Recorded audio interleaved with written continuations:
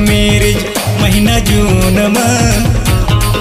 चल करबो दोनों लव मैरिज महीना जून में, जून में, जून में। नवा साल में जाबो कुड़िया हनीमून में। चल जाबो दोनों खूटा घाट हनीमून में। पहुना देखी पड़े आवाथी महीना साड़वा, सगा देखी पड़े आवाथी महीना साड़वा, असाड़वा, असाड़वा। मोरे पाछो पड़े हवस टोरा फोकट बेकारवा, मोरे पाछो पड़े हवस टोरा फोकट बेकारवा।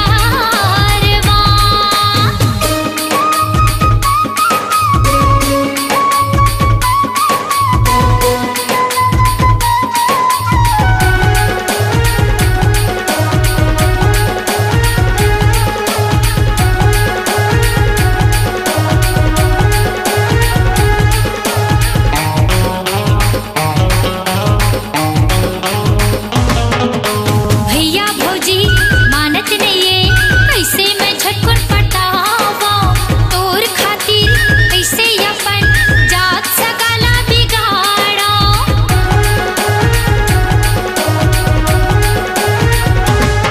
अरे भैया भौजी मानत नइये, कैसे मैं झटकुन पटावा तोर खातिर, कैसे अपन जात सगाला बिगाड़ा। दिल धड़का तेरे मोरे रही थे सारी रात वा, दिल धड़का तेरे मोरे रही थे सारी रात वा, रात वा, रात वा। मोरे पाछो पड़े हवस टोरा फोकट बेकारवा, मोरे पाछो पड़े हवस टोरा फोकट बेकारवा।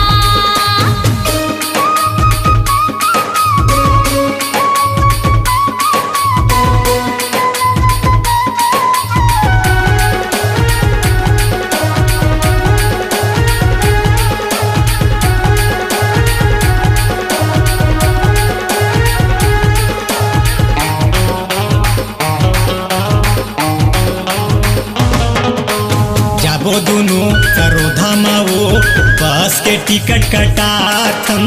धर्मशाला में रहबो खाबो एक एक कमरा में टनाटन।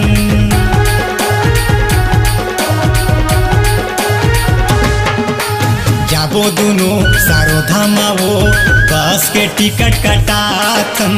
धर्मशाला में रहबो खाबो एक एक कमरा में टनाटन। ऐ बसे हवच मोर रानी दिल के करीब में, ऐ बसे हवच मोर रानी दिल के करीब में, करीब में, करीब में।